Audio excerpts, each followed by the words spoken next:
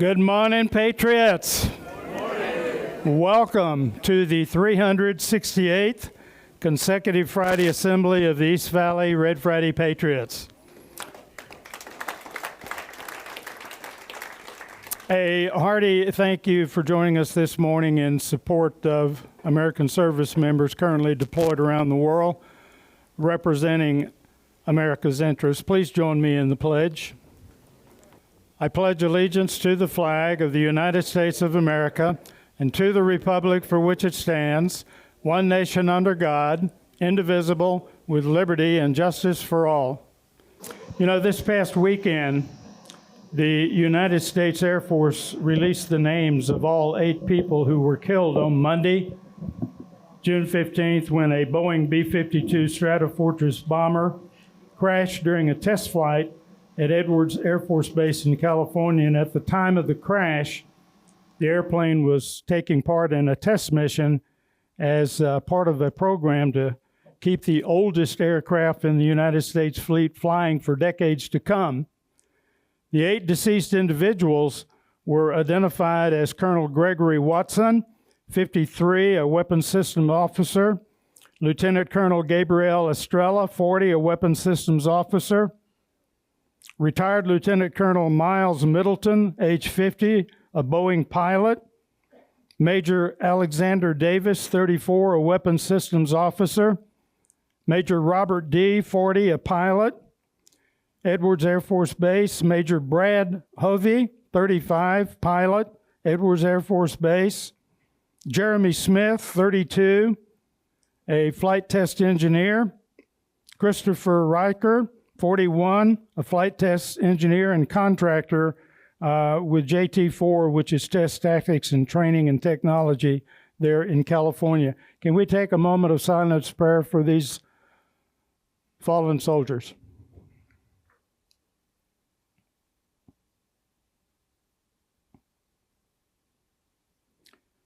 Thank you. This past Monday evening, June 15th, a longtime member of this Red Friday group passed away at age 87. Simply by his presence, Marley Kuehl had graced our Friday Hall for almost 7 years. Marley and his wife Audrey have been residents of Mesa for quite some time, first as winter residents, and then later they elected to have a full-time residency here. And as a native Wisconsinite, Marley was a proud cheesehead and an avid Packers fan. He never wanted to miss a Packers game, made it a point to subscribe to a sports streaming service that would allow him to watch his beloved Packers duel it out on the field. And Marley loved the University of Wisconsin fight song, "On Wisconsin." Reflecting on his military service, Marley served in Uncle Sam's Army Reserve as a senior non-commissioned officer and was trained as a unit supply sergeant. Anyone who has served in the military understands that the worst enemy you can make is a supply sergeant. You mess with a supply sergeant and you can be assured that you'll be issued the rattiest uniforms, the most used and abused field gear imaginable, and you might even find yourself in debt to Uncle Sam for loss of equipment that was never issued to you. Those supply guys walk softly and carry a big stick. Stir their pot, and you're in a deep cesspool. Marley, on the other hand, was a gentleman, and he was considerate of his soldiers' needs, but he ran a tight supply operation. Now, the Kuehl family is primarily of German descent, so naturally, another Marley song favorite was Beer Barrel Polka. And two, Marley and I shared a favorite song, one of the all-time greats, The Good, the Bad, and the Ugly, performed by the Danish National Symphony Orchestra. Rest in peace, Marley Kuehl. We'll miss that gentleman. You know, just a few days ago, while enjoying a dine out at a local restaurant, my wife, Hank, and I were chatting about our grandparents. And when it came to my family, I couldn't help but reflect on a story about my paternal grandfolks.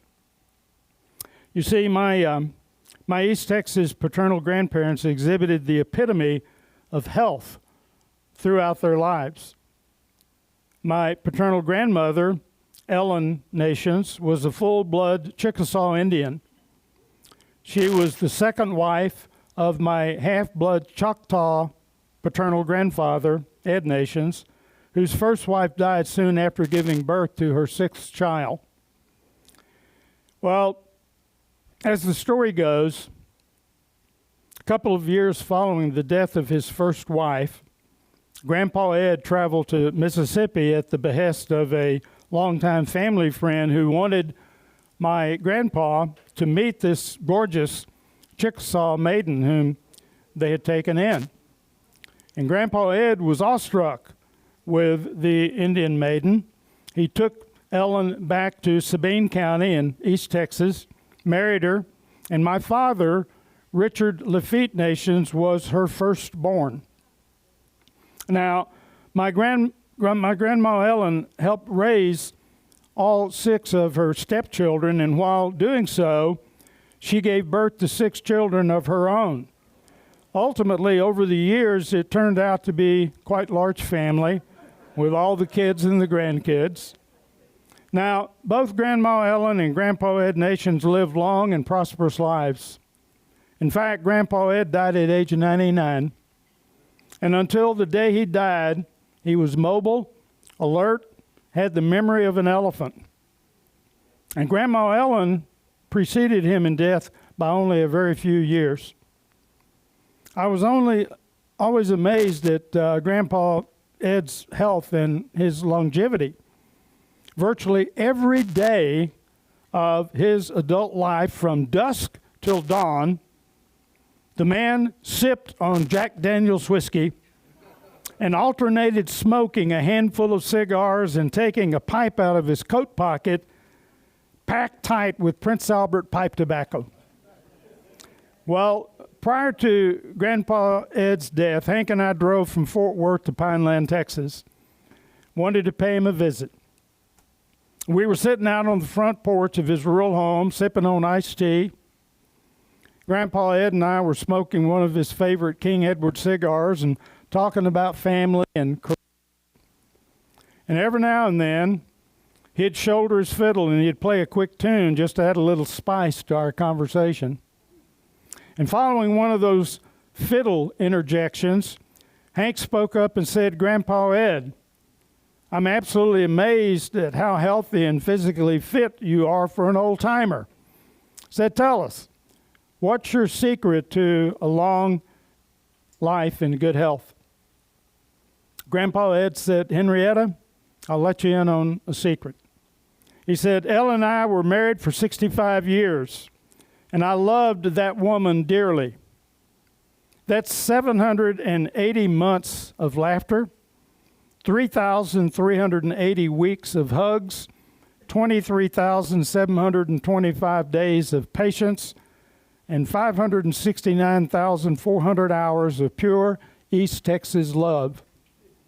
He went on to say that when we married, I promised Ellen that whenever we quarreled or had a spat, the loser would have to walk 2 miles. So I've been walking 2 miles virtually every day for 65 years.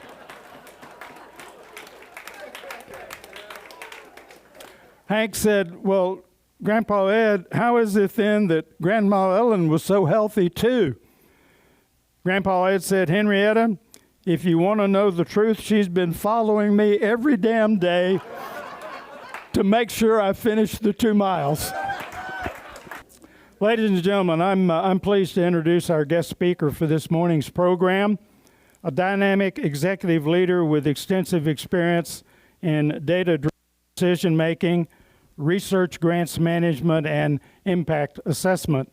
Dr. Chantel Dooley is the Director of Data, Research, Grants, and Impact Assessment for Tragedy Assistance Program for Survivors, acronym TAPS, a leading nonprofit supporting military survivors.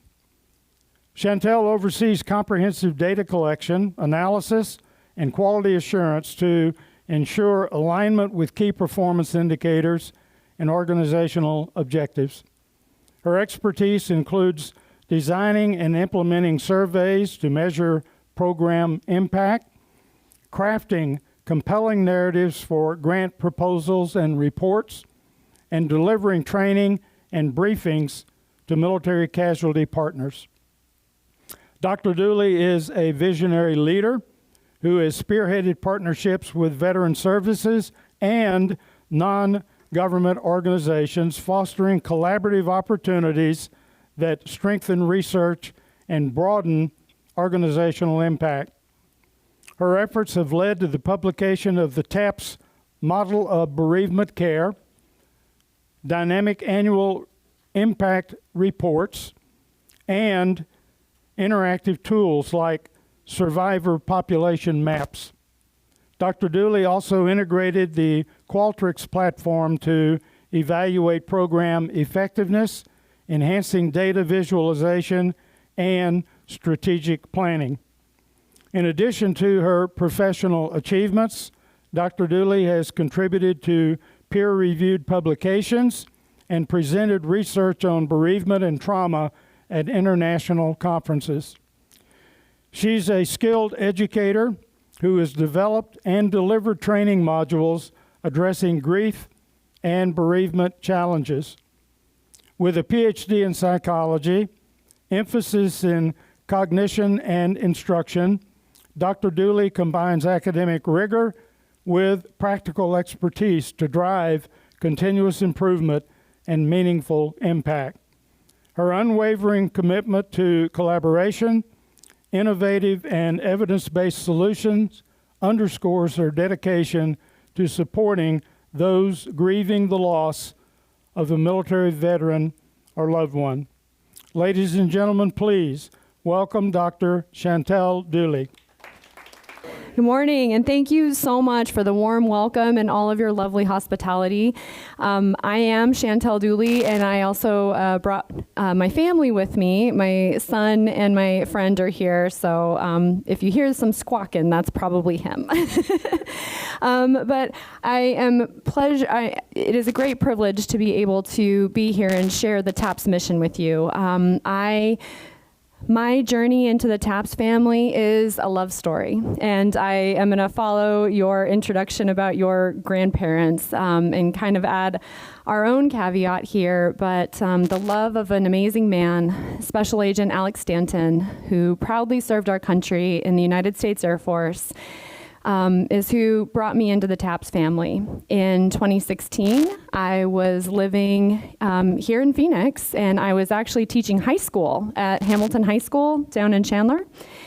And I met and fell in love with the most perfect human on the face of the planet. And we were engaged to be married. And September 30th hit, and it was the very last day of school before fall break. So every educator in the room knows what that means. And school ended, and I got in the car, and Alex and I were going to go meet our wedding DJ to finalize the plans for our wedding.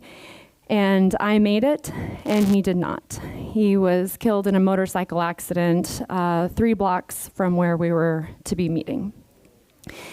And my world turned upside down. Being that I was not yet his wife, we were still engaged. His unit did a beautiful job of just surrounding me in love and comfort and support, but there was really a gap because there were limitations on what the United States Air Force was able to do for me because I was not yet his wife. You know, they provided a lot of support, rendered final resting place, the headstone, and administered benefits to his father, who was his next of kin. But once he was laid to rest, that was it. I was supposed to be healed and take the next steps. And it wasn't until TAPS found me that I finally found a place where I could receive support and care for grieving not only this incredible man that I loved, but also the future that was now no longer to be. So TAPS warmly welcomed me in, and I started first as a survivor. I did a lot of hard work processing that grief and that traumatic loss. And while Alex and I were together, I was actually in school for my doctorate. I was going to be the, next teacher that was going to change the world in the field of education, and everyone was going to love science. So I was already pursuing my PhD in cognition and instruction at the time that Alex and I had met, and I was 3 months away from graduating when he died. So after he died, I finished the program and became a part of the TAPS family, and then just started asking questions because I was intrigued. Going through a doctorate degree, you learn how to really use Google Scholar. And I remember sitting up every night after night with this beating, broken heart and just thinking, well, maybe if I understood grief, then I could heal faster and I'll feel better. And so I got into the research and all the literature on what is grief, what is bereavement, what is trauma. And I realized that there's no one right answer, because grief is an emotional and natural response to loss.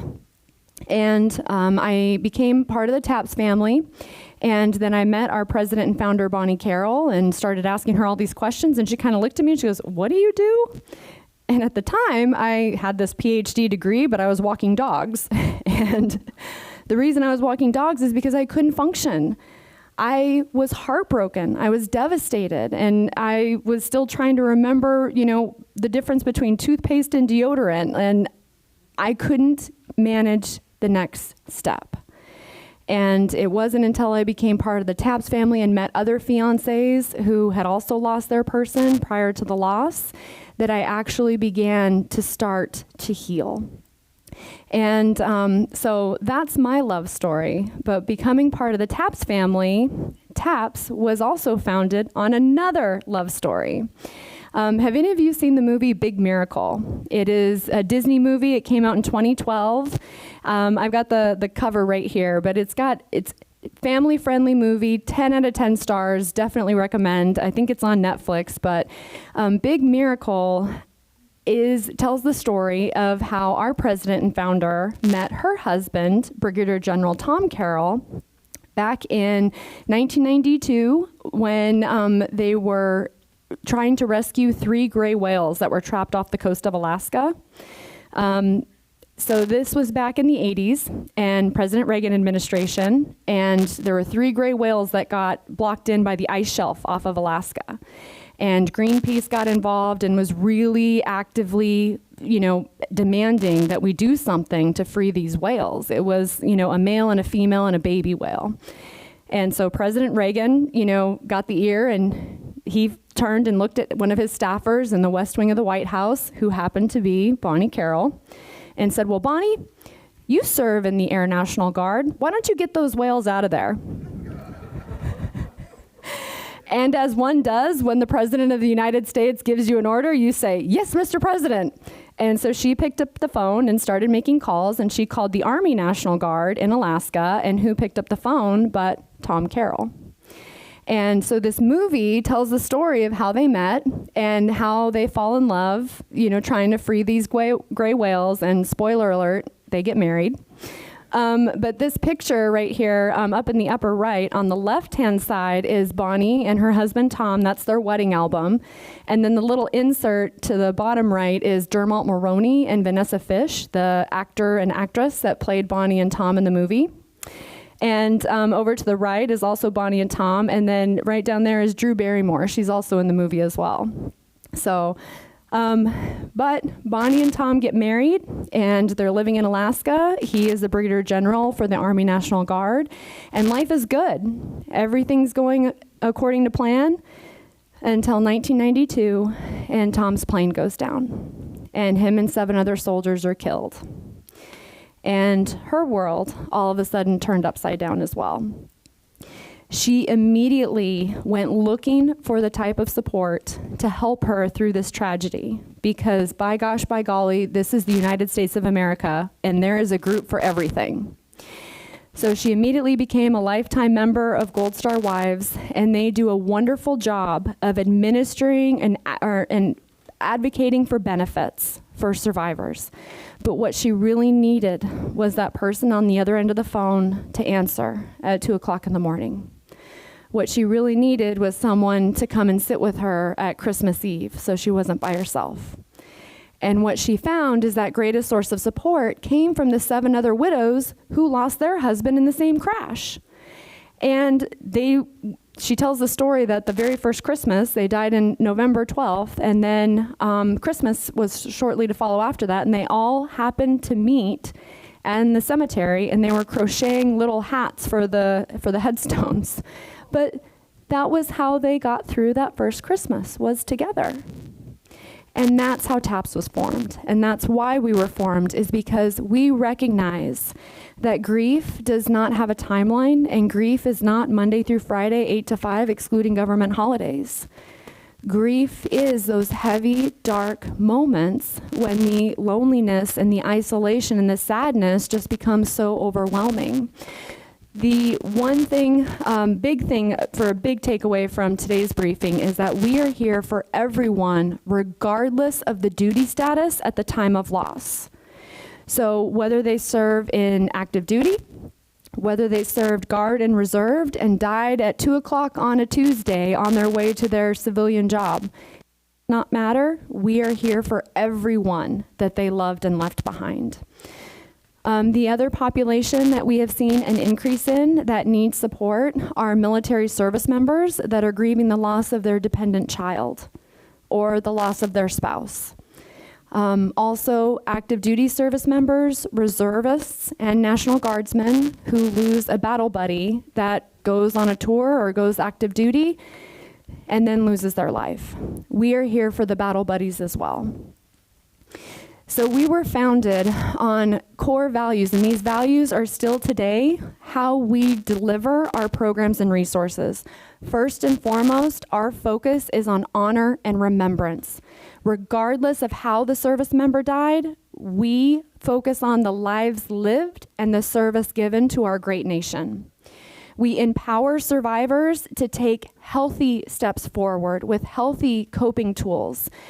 Grief and coping with grief looks different for everyone. Even if everyone is missing the same person, each person has their own unique grief needs. So for a lot of our moms, they will come and gather at a local care group and connect with other moms. Whereas our dads, they might not come and sit in a circle and talk at a care group, but they will come with us to a sports and entertainment engagement where we put their son up on the Jumbotron and we do a salute to service.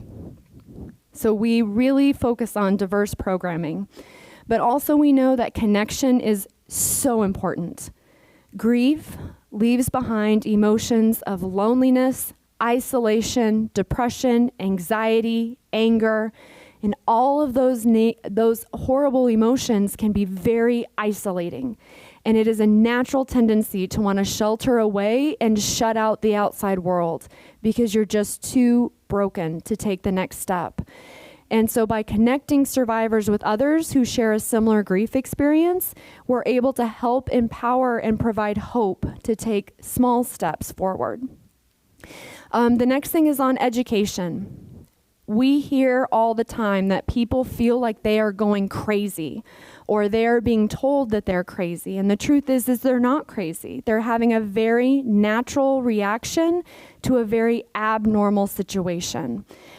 So empowering survivors to understand and recognize what those grief reactions are, and then also the difference between grief needs and trauma needs. So most often what happens among survivors that we serve is their loss is not only a loss, but it was sudden, unexpected, and traumatic. So we have survivors that are living with active trauma responses, plus the emotional needs of grief. And what research tells us is that even when the trauma symptoms subside and we address the trauma, the grief still remains. The other thing is nobody ever ages out of our program. It does not matter how long it's been since a service member served or how long ago they have passed away. We are here for everyone regardless of the manner of loss, the date of loss, or the duty status of loss. So some of the core services that we offer are still a gap in what other organizations are able to provide. So first and foremost, we are 24/7. We have a live answer National Military Survivor Helpline. And ladies and gentlemen, please let me share with you, we also have military casualty representatives that call us as well. So many of the branches, their casualty notification officers have it as just one part of one duty assignment for only a short time.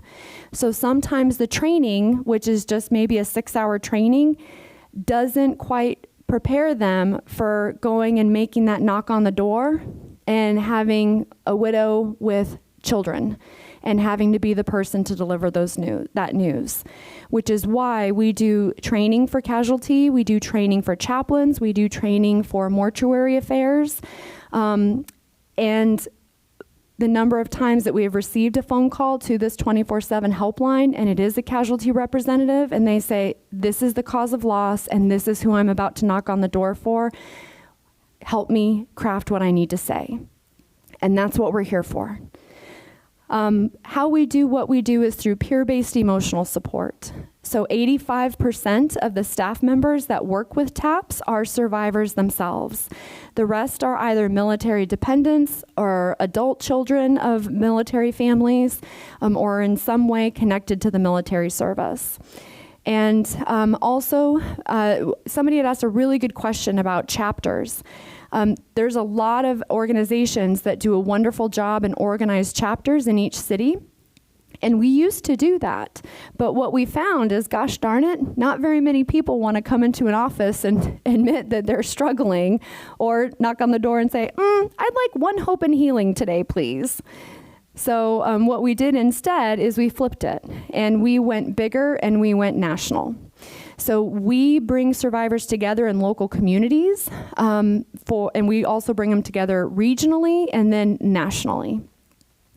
And then also casework assistance. And this is huge because we have wonderful partners with amazing donors that recognize that sometimes there is a gap between what the military is able to offer through benefits and what the survivors actually need.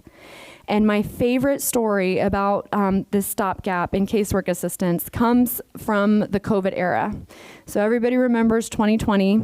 Everyone was sheltering in place. Well, it turns out that people were still losing their lives in military service. And we had a service member that was in Germany and died, and he needed to be laid to rest in California. Well, that service member left behind a wife, 3 little kids, and her parents that were German nationals. But they wanted to be here in California to lay him to rest. And the military was able to offer 3 nights in a hotel and airfare for the spouse and the children. But that's it. And California at the time had a mandatory 2-week wait quarantine in place. Thankfully, that casualty representative called TAPS. And we were able to not only cover the airfare for the rest of the family to come, we were also able to pay for the boarding for their pets for the entire duration that they were gone, and cover the hotel accommodations to include a per diem for food, and run over to Walmart and Target for toothbrushes, clothes, groceries, whatever the family needed. We had a wonderful partnership with Cars.com, and they donated a vehicle, an SUV that was big enough for all of them to be able to have on hand. But that is how we are able to help supplement the support where the military may have some restrictions. So anybody and everybody, please, whenever there's gaps in services, call us because we can help. So while I could stay up here and talk all day about everything that we do, but I'm only going to touch on the tip of the iceberg of our programs and services that we offer. But this graphic shows that all military survivors, veteran survivors, anyone that's having a folded flag presented at a funeral, they are all eligible for all of the programs and services that we offer. We do not restrict our programming based off of duty status or time since loss. For us, if you loved someone and that someone included selfless service to our country, you are a part of our family. There's no qualifications. There's no paperwork. I needed nothing to prove that I was living with a broken heart following Alex's death. I was part of them. So this is how we provide support for everyone, and I really want to make sure I mention our Guard and Reserve families are so special because there is truly a gap in what the military is able to provide if they die while not in a duty status. So please call TAPS. We are here. Now, we do hear quite often that, oh yes, I talked to the family and yeah, they're sad, but they're okay. They don't need anything right now. And the hard part is, if anybody's ever been on the other end of a loss and somebody asks you, call me if you need anything. And that's beautiful. We love hearing that. And that's brings us a lot of peace of mind. But sometimes we don't know what the heck we need. We just know that everything hurts and we don't know what to do next. So even if we call and survivors aren't ready to talk about it, we know that there will come a time when that fog will lift and the reality will set in. So even if survivors are not ready, if we are connected with them, they receive 432 messages of love, comfort, and support every year. And the reason this is important is because I became part of the TAPS family, and it was 2 o'clock in the morning. I submitted their website online intake form, and 2:10 a.m., my phone was ringing. And I picked up the phone, and it was TAPS, and I'm like, nope, and I hung up the phone. They called me the next day, answered the phone, nope, not ready to talk about this. And they kept calling, and it wasn't until I was walking a dog, and I inadvertently answered the phone, and God love her, it was a surviving spouse by the name of Susan.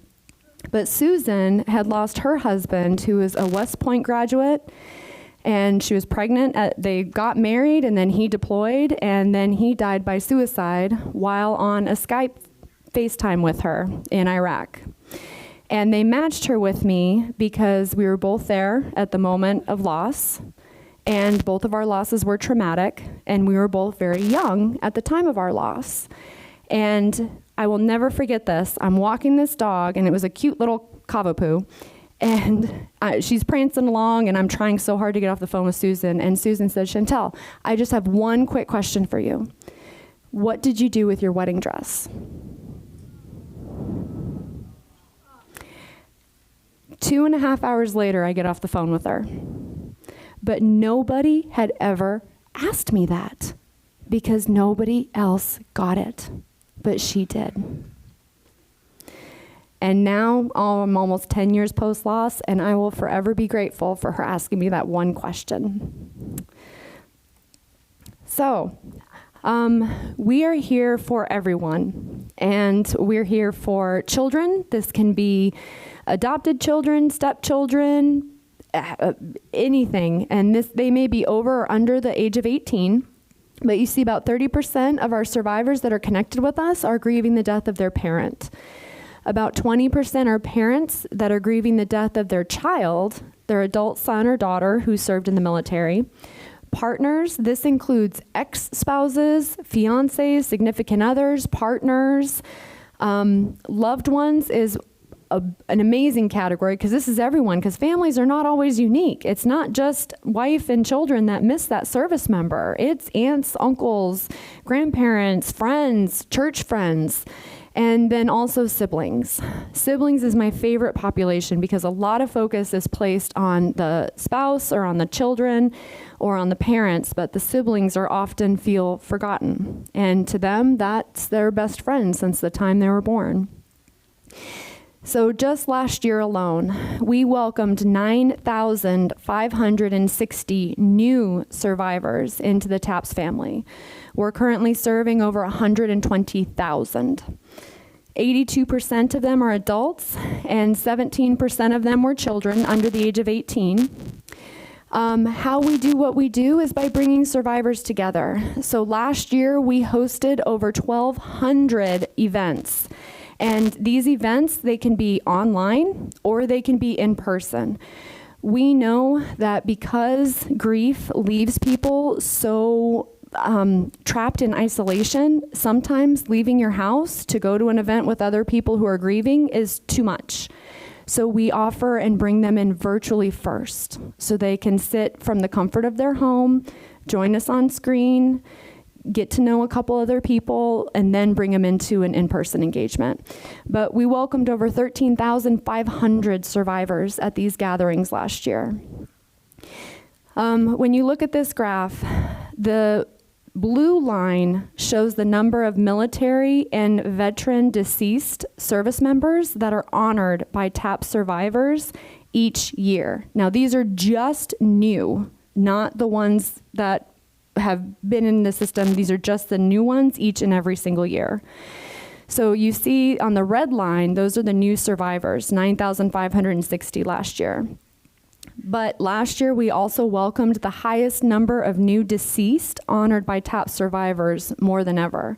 Now, our numbers are always going to be higher than what the Defense Manpower Data Center, which is who does all the survey populations for the DoD. They have the Defense Casualty Analysis System, DCAS, and DCAS is who reports on the casualties. And those are the losses that are designated as active duty losses. They also do sometimes list guard and reserve.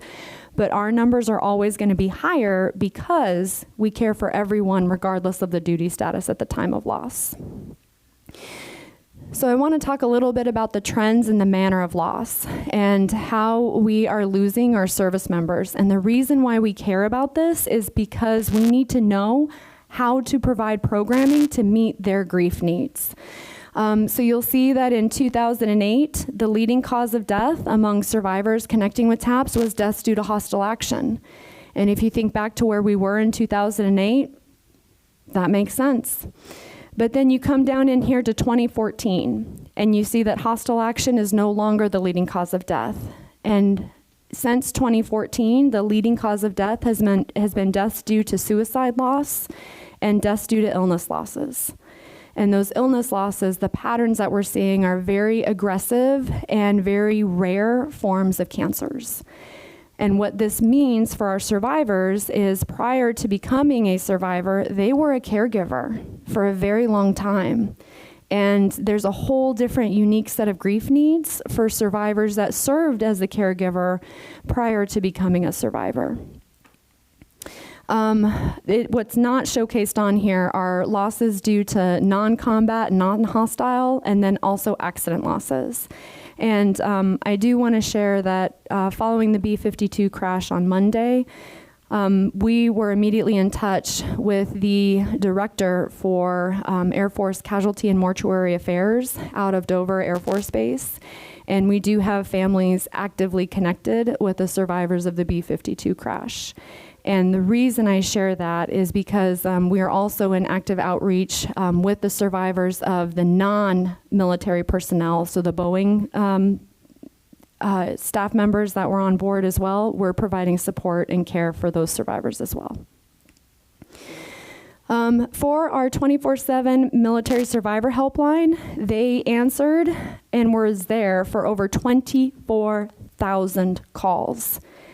And a big shocker is that the majority of these calls are coming in on nights and weekends and not during business hours. These calls are coming in on Christmas. They're coming in on Mother's Day. They're coming in on Father's Day. And that's when we know that we are needed the most. The other thing that we recently implemented and started tracking is not only are we there to answer the phone and make calls, but we're also now making follow-up calls.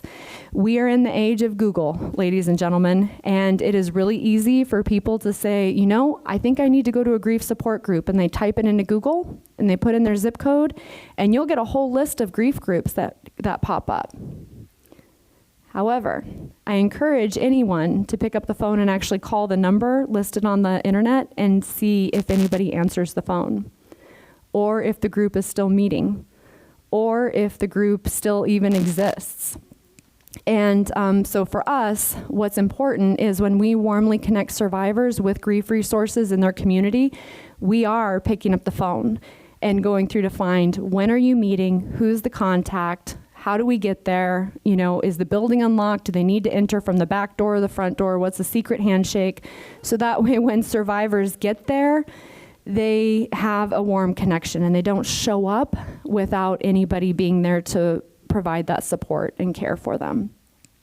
We also make sure that it's a good fit because some survivors are not going to go to a hospital, and a lot of grief support groups meet in hospitals. Some survivors will not go into a church, and a lot of grief support groups meet in churches. So it's very unique to us. Some provide childcare, and others don't. So we do what we need to do to make it a warm connection for survivors. Casework assistance. Last year, we were able to resolve 9,700 cases for survivors. And this is anything and everything regarding all of the complexities following a loss. So any loss requires a lot of paperwork. But now you throw in military benefits as well. And then you throw in duty statuses and line of duty determinations, and it can be overwhelming. So we are here to help survivors navigate through that complexity. They actually, one of my favorite stories is they may deny it to this day, but I swear the VA hired a point person just to answer the calls that come from our director of casework, because we had quite a lot going on. They'll never admit that they hired her just for us, but I swear they did. But anyway, we're able to help. Education benefits. So we have a lot of families that once their loved one dies, their death has to mean something. And so what they want to do is open up a scholarship fund, which is a beautiful way to honor their loved one. But the challenge sometimes they face is getting their scholarship in front of applicants because, you know, they have unique circumstances for the scholarship. Well, connecting with TAPS, we have access to the 30,000 young adults between the ages of 18 to 30. And because nobody ever ages out of our program, then we are able to look at those demographics of those survivors and then connect them with the scholarship opportunities that they may be eligible for.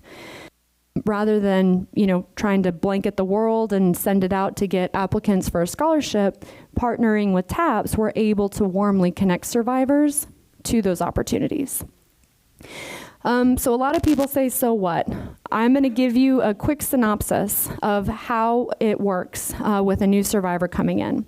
So we have partners with every branch of service within the Department of War, and what that means is when the survivors are going through their paperwork, they sign a form that authorizes the military to release their contact information to us.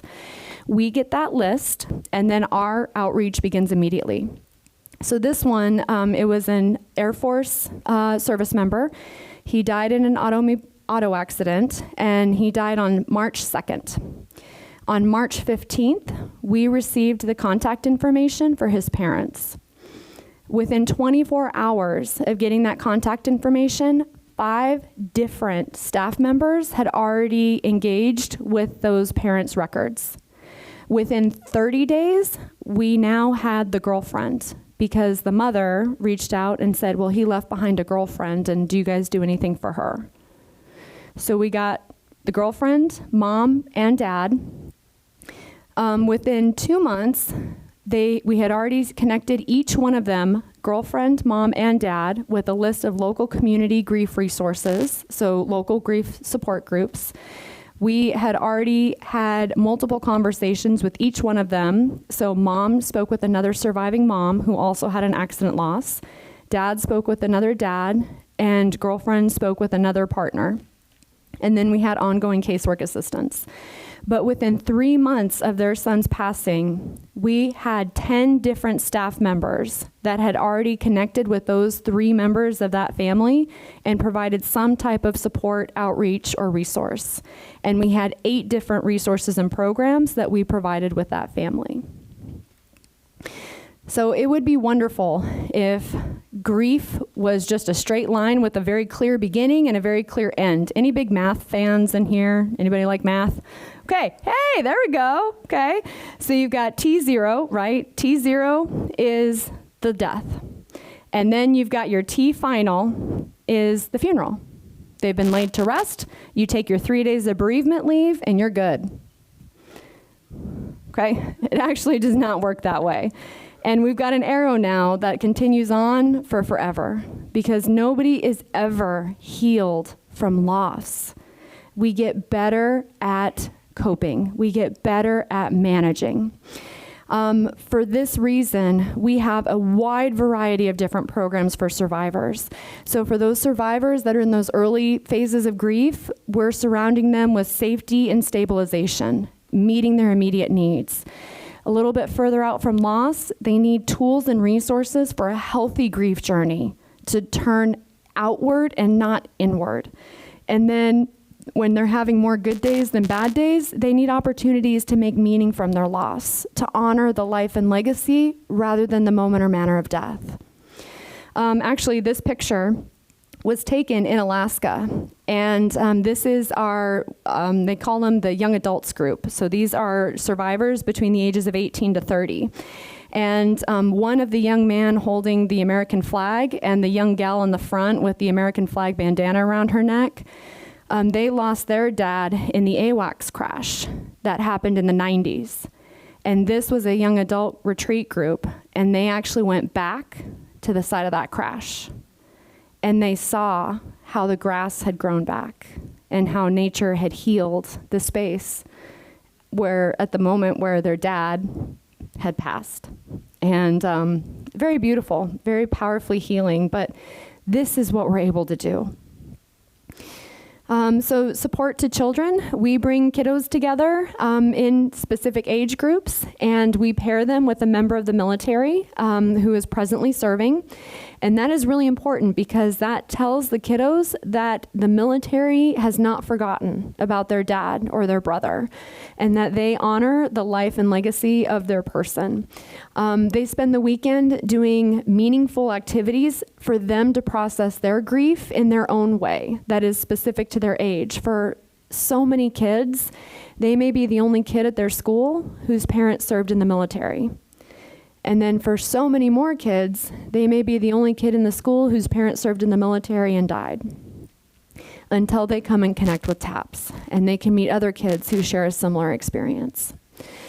So if you Google grief, there's been a lot of people that have tried to put scientific evidence down on what grief is, and this graph tried to do a good job. So you start off up here on the upper left, and you start with loss, hurt, and shock. And it's only downhill from there. I'm sorry. But don't worry, because once you hit loneliness and you turn into depression, you're on your way up. Okay? But in all reality, it's all over the place. And some days are good, and some days are not so good. Dr. Robert Niemeyer, right when COVID hit and we were having so many losses, Dr. Robert Niemeyer is one of our advisory board members, and he is a world-renowned expert in the field of thanatology, which is the study of death and dying. And people were wanting to know, what do we do? My neighbor, my husband, my mom, somebody's passed, and how do I help? And Dr. Robert Niemeyer said, here you go. This is how you help. First and foremost, you say their name. Sometimes people are just too scared to talk about it. But you know, it's the most beautiful sound we hear. Share in your grief. reconstruct the legacy, live in the now, conduct rituals, and make meaning from your loss. And this punch list is what we do with TAPS. And this is how we do it, is through peer support. The reason I put this in here is because this is the United States of America, and we have national days to honor and remember all those who have lived and served. We build national monuments to them. We say their names. We make sure that their life and service is never forgotten. And what we do with TAPS is to care for the families to do the exact same thing on a personal, individual level. Is military grief different? I'm going to say yes. And the reason I'm going to say yes is because when you lose someone who served in the military, you have also now lost that connection to that community. We are doing a international study on suicide loss survivors right now, and it's a mixed method study. We're doing focus groups, and then we're doing a quantitative survey. And in the focus group that we just had on Thursday, one of the surviving spouses who lost her husband to suicide, she said, you know, I'm really upset because I was 18 when we got married. And I've lived my entire adult life. I went from my parents' house into military housing. And I've been on military housing until he died at 36. And all of a sudden, she had to go get her own house. And all of a sudden, she had to change air filters. And she had to call someone when a dishwasher broke. And she goes, that made me so angry because I never had to worry about that. I didn't know you had to change a filter. But my point for that is it's not only that she lost her husband, but she lost her way of life. She lost that community. She lost that connection. And so we are that organization to help keep that connection, to help keep that in a way that makes sense for those of us that have loved someone that served. How we do what we do, first and foremost, we have to make sure that people are safe and stable. What are their immediate needs that need to be met? Making sure they're set up on a healthy grief journey, and then when they're ready to make meaning and purpose. So when we come together, it is very important for us that survivors set very meaningful intentions. And these are some from our surviving spouses that came and connected at a women's empowerment retreat. And she just said that she wanted to establish peace inside her own soul. She wants to figure out what to do with the rest of my life. I want to start living and stop existing. I want to reflect on the anniversary of Cesar's death, the life that we shared, and who I am now, to find a place of peace with the two. This is some of the excerpts from our kids at Good Grief Camp. And the way that children process their emotions is through play.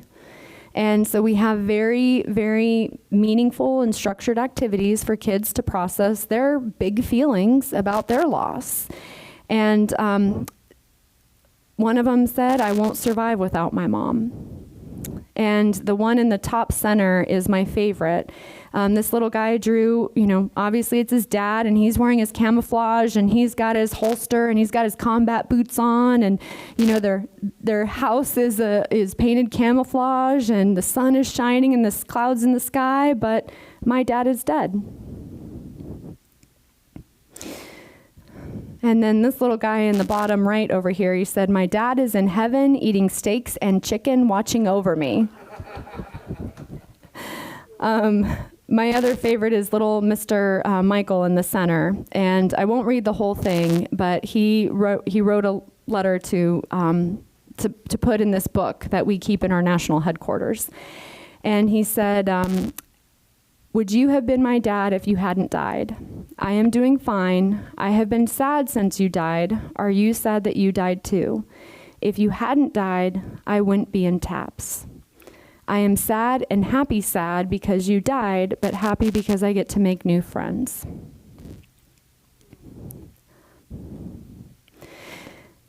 So I do want to share just a couple quick little tools for your toolkit. We always get the question of, what do I say? What can I do? And one of the things I really want to make sure I share is that when we talk about grief, we don't talk about stages, because stages implies that there's a beginning and an end. And we know it's not that way. We use the term phases. And also to know that regardless of how they died, always focusing on the life lived and the service given to our country. And then saying our name, or saying their name. It's the most wonderful sound that we hear.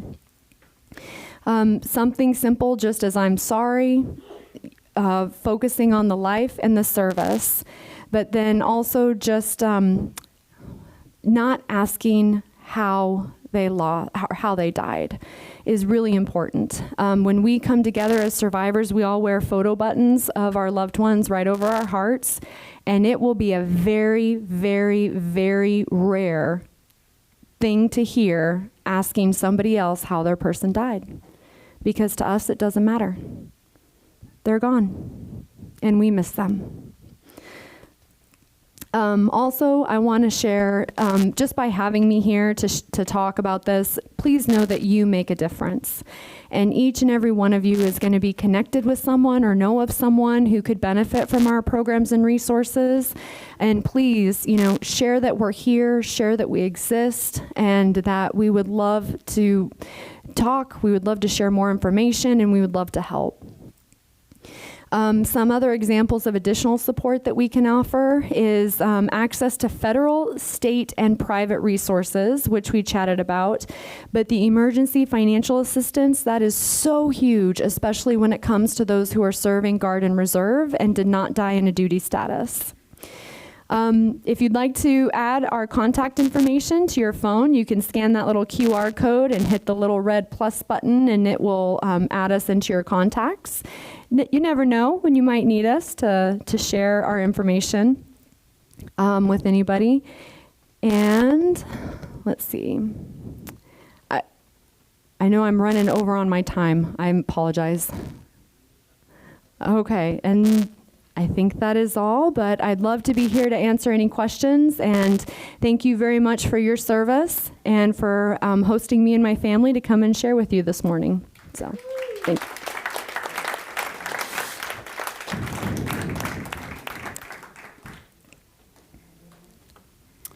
Chantel, that was absolutely stellar. That was so informative. Thank you. So very much needed. Thank you. Stand by over here Yes, one sir. moment, will you? Yes, sir. Chantel, we'd like to take this opportunity to welcome you to the Order of the R.E.D.